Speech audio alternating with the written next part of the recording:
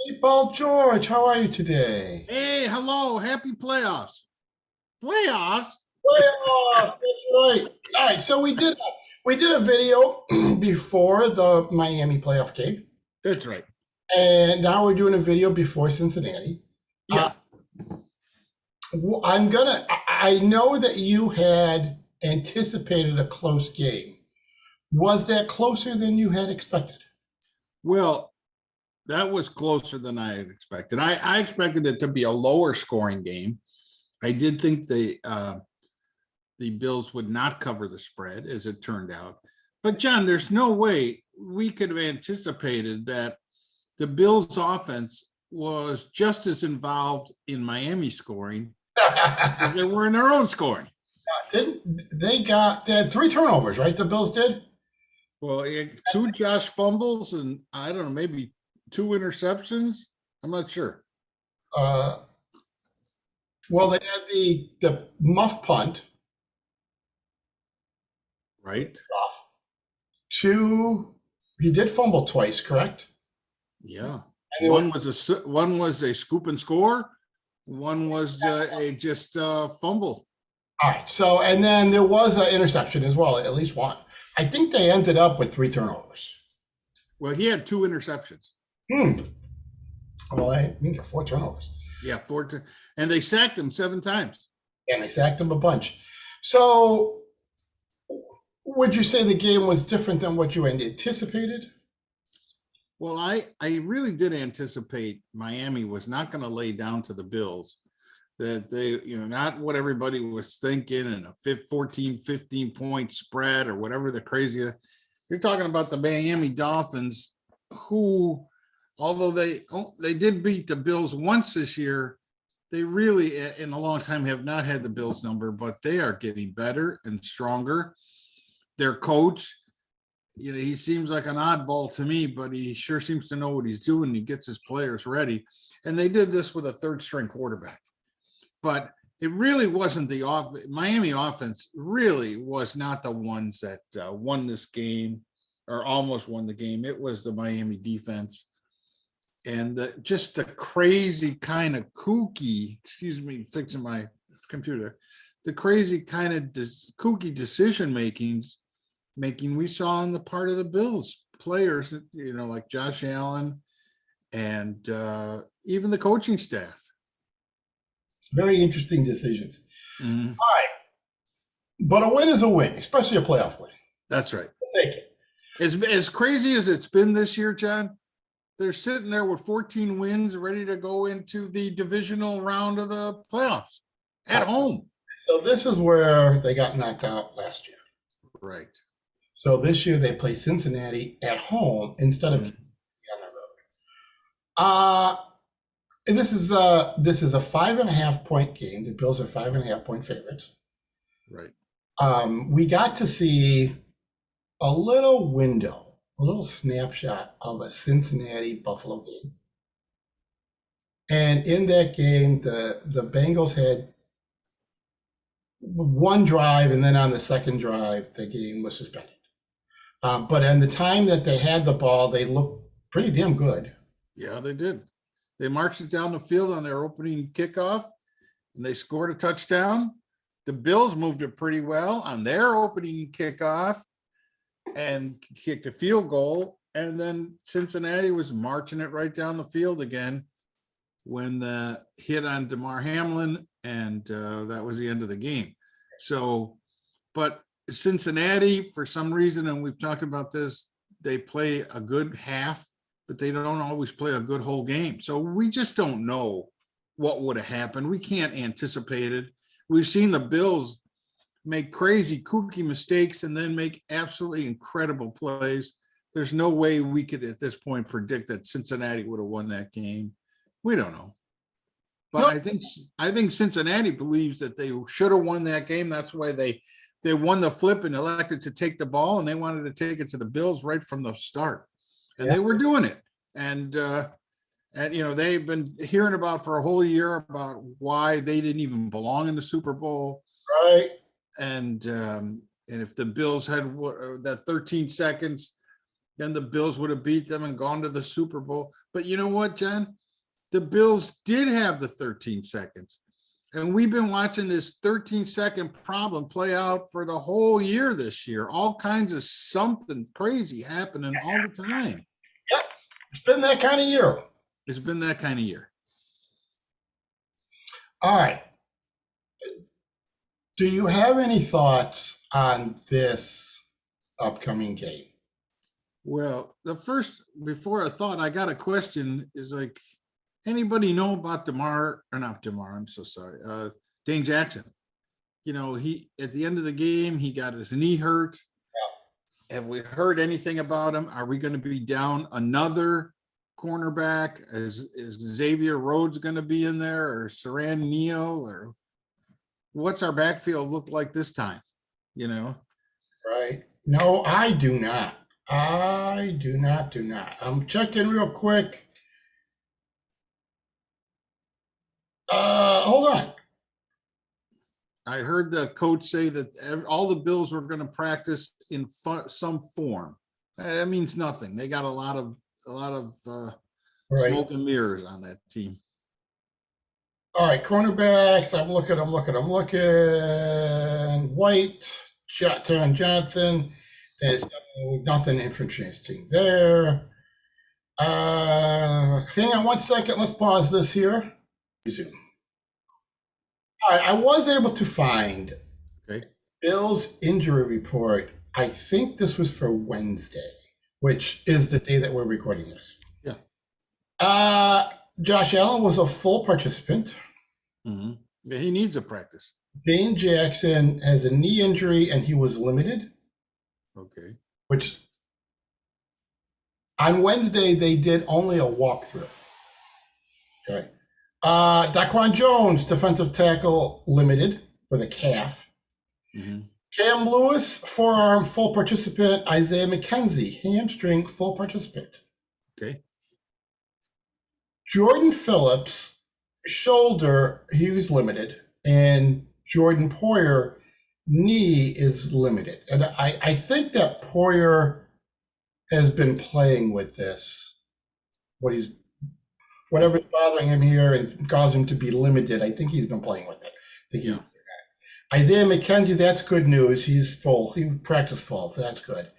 And it doesn't really tell you. All right.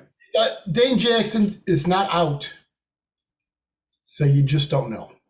All right, then, the next question you have to ask yourself is, the Bills and the Bengals just met a couple of weeks ago. Yep.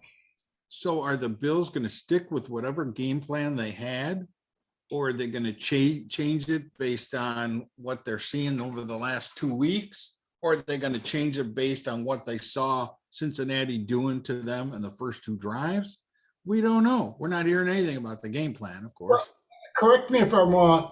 For the Bills in Cincinnati, they played one game since. That's correct, right? The game that was suspended, and then they've played one game. Plus the playoffs games they just played. Okay. So Cincinnati had 2 games against the Ravens, but the first game the Ravens held out 5 starters. Right. The Ravens had this game won. And but they didn't, they didn't win. And Cincinnati's in it like the Bills were in it. One problem that I see with when the Bills study the tape, Cincinnati and the Ravens defense is very different from Buffalo's. Mm-hmm. Ravens try to play defense a little bit more on the offensive side of the line of scrimmage. They are more effective at getting across the line of scrimmage. They're very aggressive. It's a better run stopping defense straight up. Mm-hmm. And Cincinnati going into that game, I don't think they put a lot of emphasis on the running game in anticipation of what they expected. I mean, they were very familiar with the Ravens.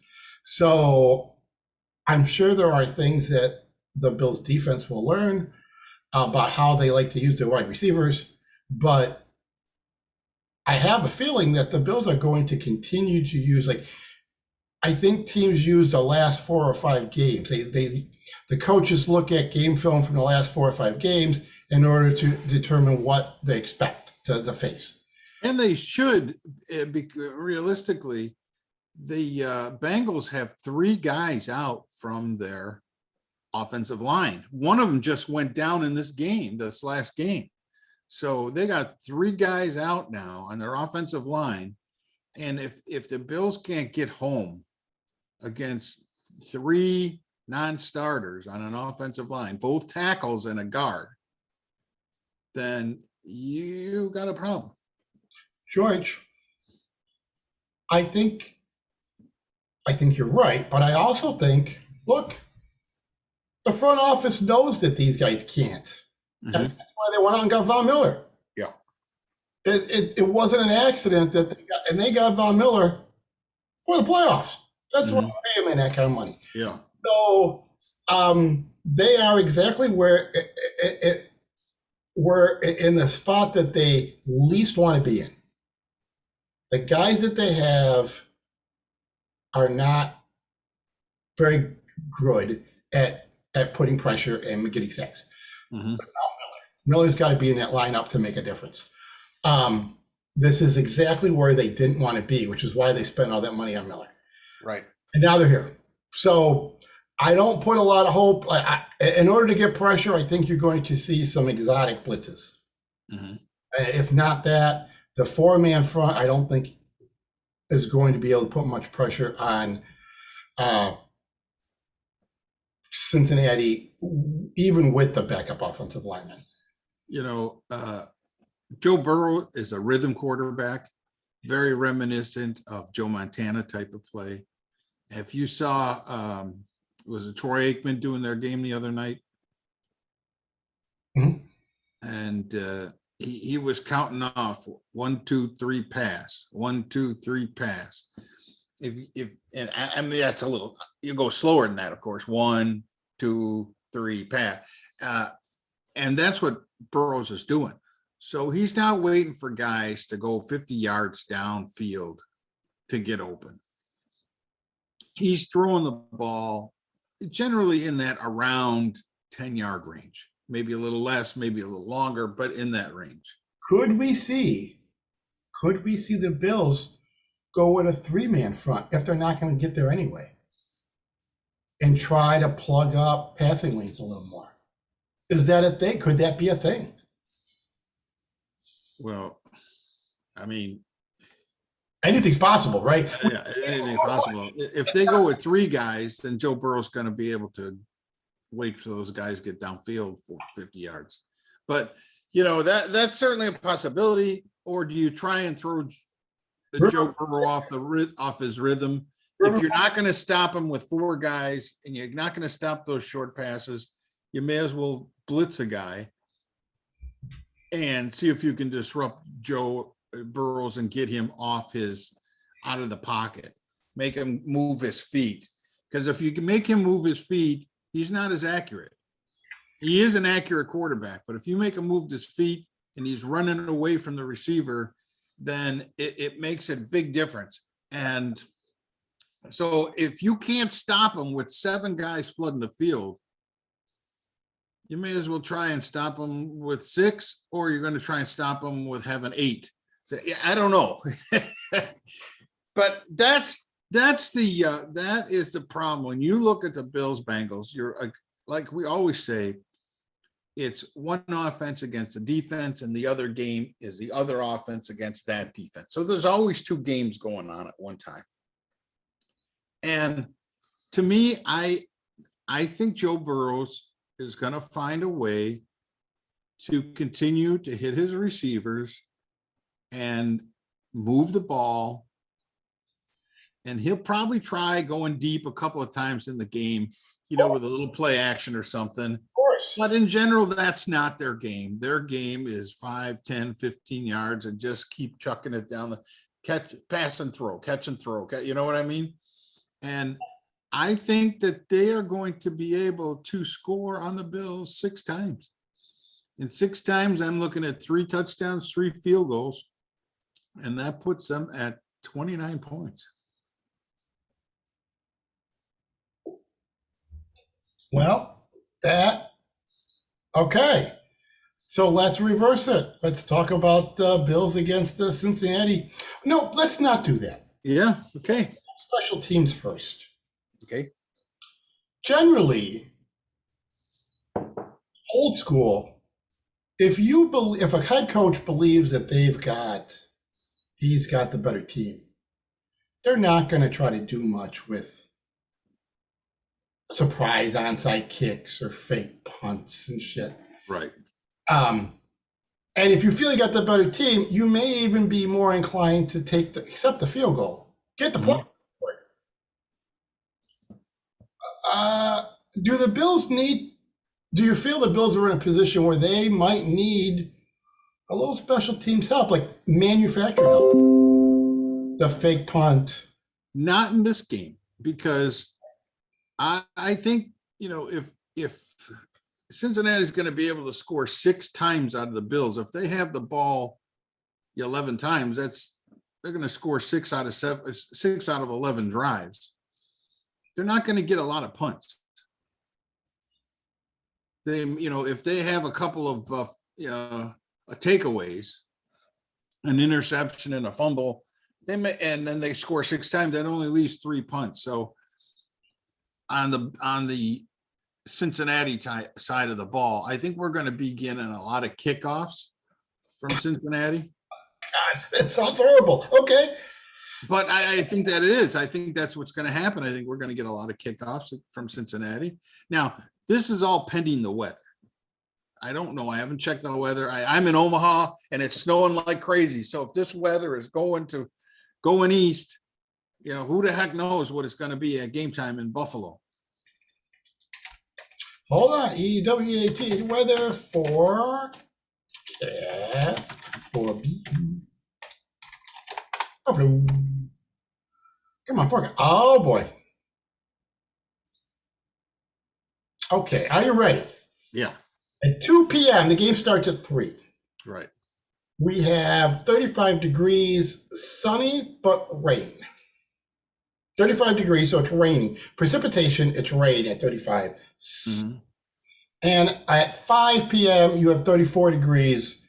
So I'm not really able to see wind, George. I'm sorry. Yeah. Well, again, we don't know what rain means. Is it a light rain in the winter, or is it some kind of downpour that's going to affect holding onto the ball? Okay, winds 9 miles per hour. So that doesn't. I know it's coming off the lake. I know that the stadium's near the lake. It might be a hair more. 77% chance of precipitation. Yeah. They're definitely going to. Neither one of these teams are running teams. They're both going to run a little bit, but they're both throwing teams, and that's what we're going to get. So your question on the Bills was, are we going to have to see help on special teams? Like, are the Bills going to have to do fake punts and stuff like that? I really don't think that's going to be the case. I think we're going to see the Bills go for it on 4th down. Not be afraid. Well, that's kind of their thing. Like, that's kind of their thing. Like, they're pretty aggressive on 4th down. I think more so than many defensive head coaches. Mm-hmm. I give Sean McDermott credit for that. He's got a team to do it, and he goes for it. All right. Let me ask you this. So,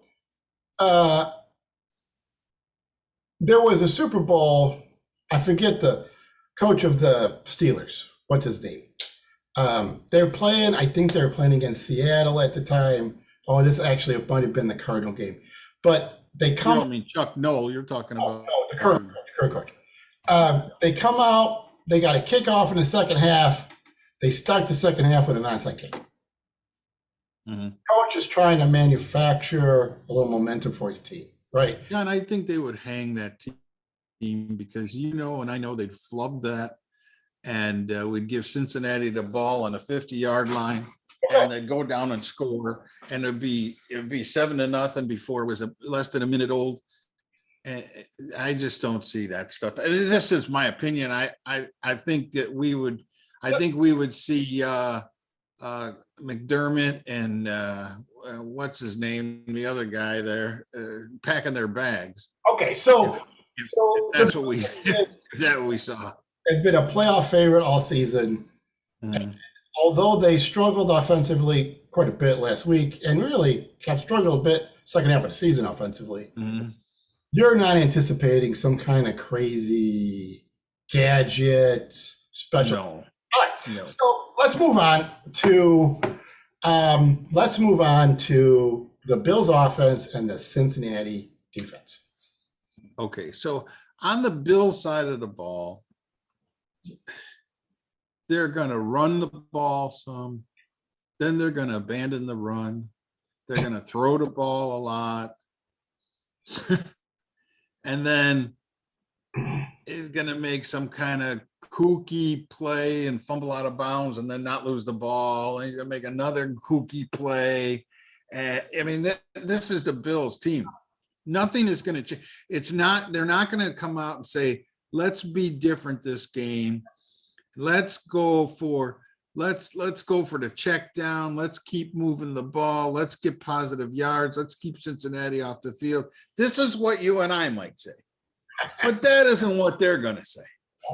Okay. They're going to say, Josh, if you think you can get it, throw it down, throw it. Well, for some reason, they got this idea that they got to score in 12 seconds. And then they'll let Joe Burrow score in 2.5 minutes. But they got this feeling they got to score in 12 seconds, and we're going to see them chuck the ball, and we're going to see, well, we don't want to run the ball because, we could throw it. But Cincinnati does not have the same defense that the Dolphins have. Now, when you look at Cincinnati's record, only once did they get over 40 points. They did score 42 points against somebody this year. But in general, they were almost always under 30 points, sometimes down to 20. And their average, I think, is they score about 25 or 26 points a game. But I got them scoring 29 on the Bills. So can the Bills score? Can they keep up with Cincinnati scoring drives? If I think that Cincinnati is going to score on 6 drives, what the Bills need to do, John, is not give them extra drives. All right, so no turnovers. Well, let's limit the turnovers.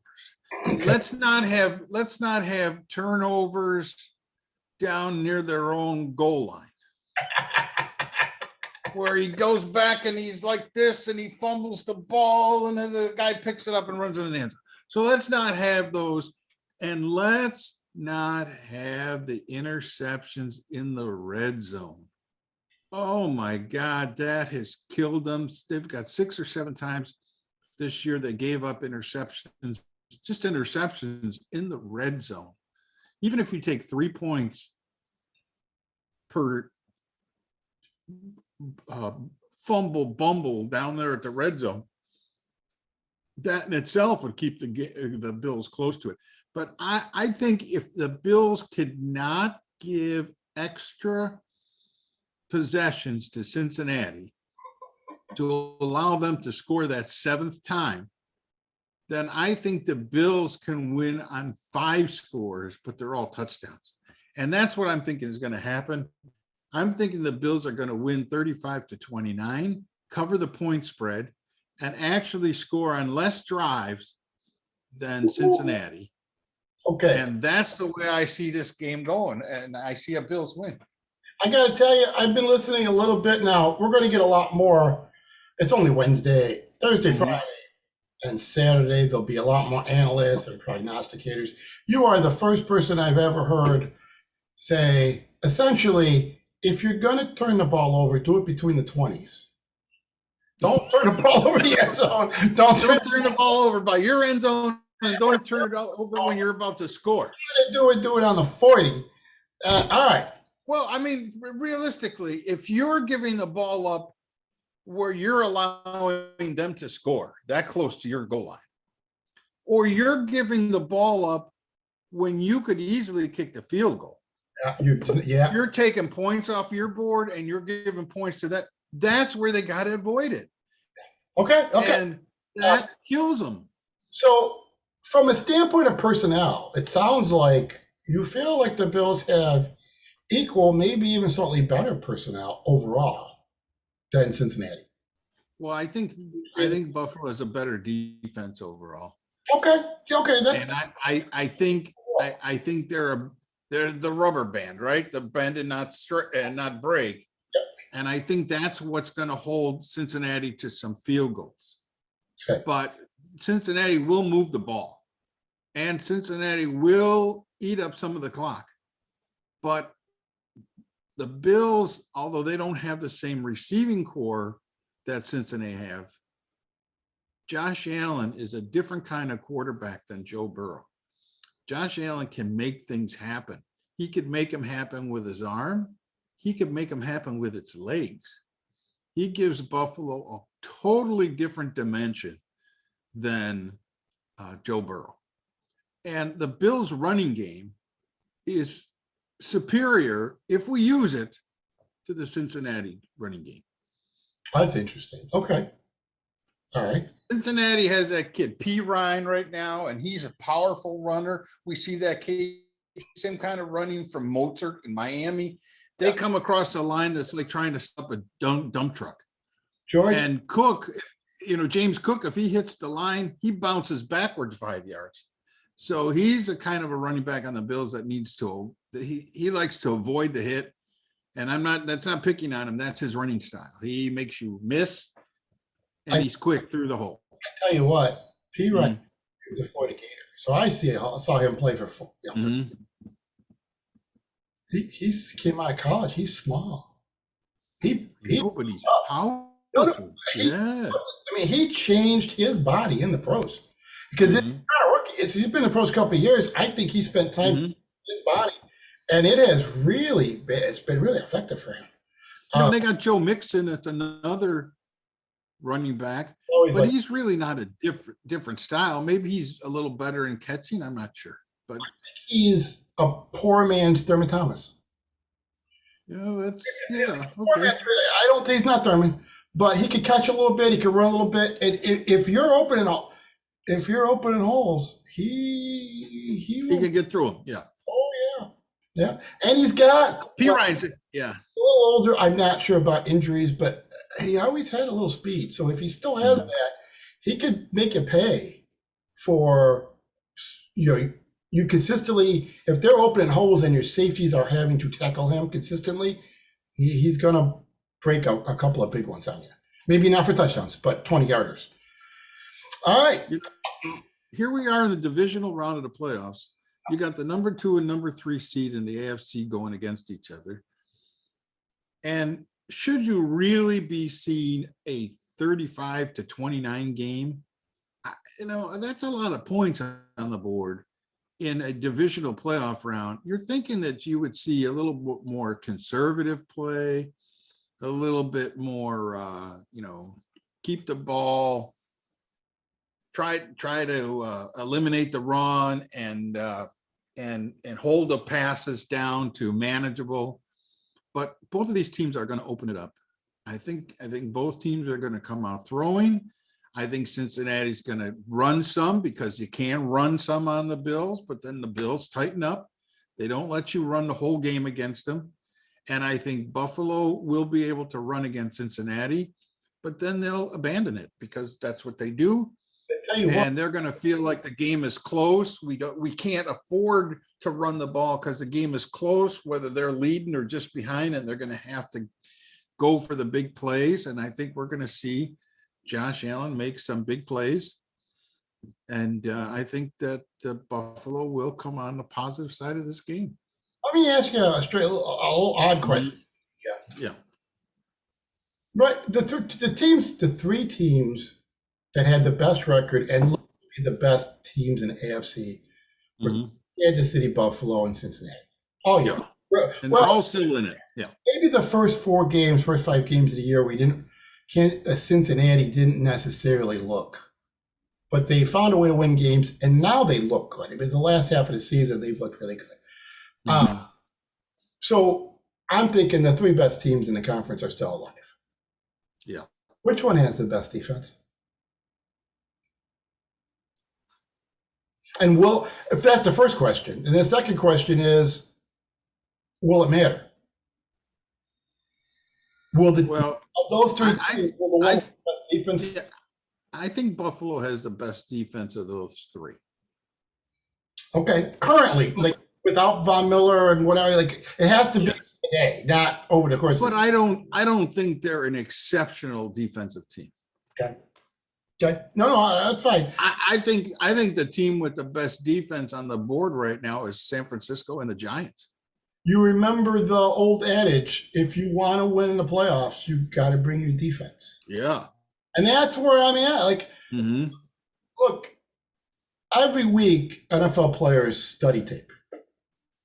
But I've always had a little kind of belief that when the playoff time comes, those defensive players study a lot harder.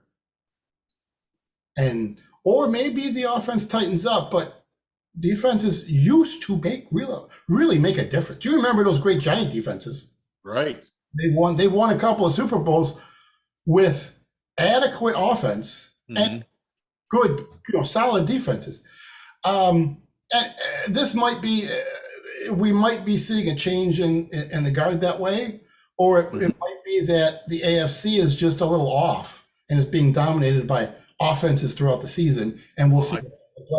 I think that's what's going on. The AFC has decided to go the quarterback route, the wide receiver route, and let's score more points than the other guys. Well, I would only say, look, of those three, Cincinnati, Kansas City, I think Buffalo has put more resources into their defensive side than the other two teams have. Yeah, I would agree with that. And statistically, I think they are a little better statistically. But as we watch their games, we're like, why can't you stop the run? Why can't or they go up against good offenses, and it's like the defense can dominate poor offenses, but can they make a difference against a good team? So we'll see. We'll see. I mean, the Bills have a tendency to put their defense in bad positions. We've seen that all year long, and we saw it some last year as well. And some of the losses they took in the middle of the season against teams like Jacksonville. And we saw that happen. And that's the problem with the Buffalo Bills, is you don't know about that offense. And if you're giving a team extra possessions, how long before that rubber band breaks? How long is the defense on the field going to be able to stop a guy like Joe Burrow with three incredible receivers and a decent running package? You can't give it to him that many times and say, well, we're still going to win. You see, that's what I mean. You got to limit the possessions the best you can. I mean, instead of 11 possessions, find a way to get them down to 10 possessions. You're not saying the Bills should do some sort of ball control running to limit their possessions. You're saying don't turn the ball over and give them extra possessions. Play smarter. Yeah. You don't, like you see some plays like let's take the one that was like a 50, and this is from last week's game. Okay. And the Bills end up going in and scoring a touchdown. But then there was a time where he had Gabe Davis wide open and he overthrew him. Yep. So they came back the very next play and ran the same thing again and overthrew him again. Yep. And then they had a big play where to Shakir, but the guy was going backwards, twisting his body. He almost came up with that catch, but he didn't quite make it. And then they want to pick on a guy like Oh, Shakir because he didn't make the catch. the deep pass, the over. Oh, that's totally on Shakir. He's got to catch that ball. There's no twist. He's got to. He's Yeah, got. but He's got. you can't say the Bills almost lost the game because of Shakir. Why is that I mean, it's like that only had. What are they doing throwing the ball that deep that many times in a game and then counting on rookies to make those kind of plays?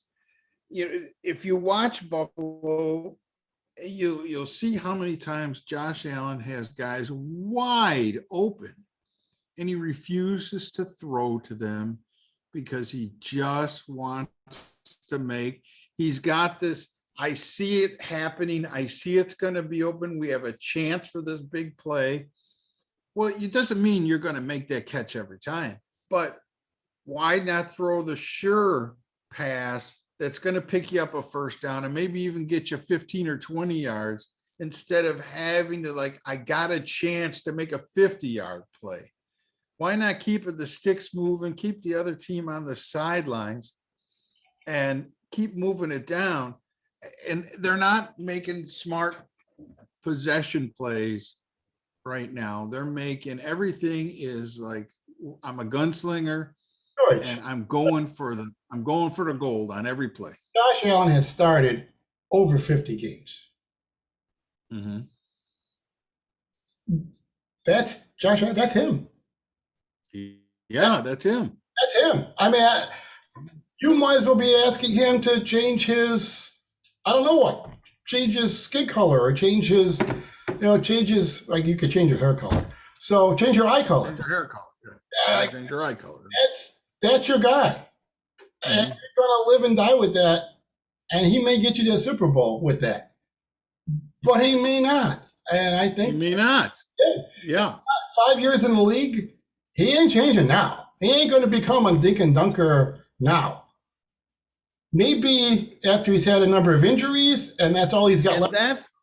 And I agree with you. And for some reason, he has it in his head that getting a 20-yard completion that will go 20 yards is a dink and a dunk. Tom Brady went to how many Super Bowls, and he made a living at that. Tom Brady did not make a living by throwing 50-yard pass plays.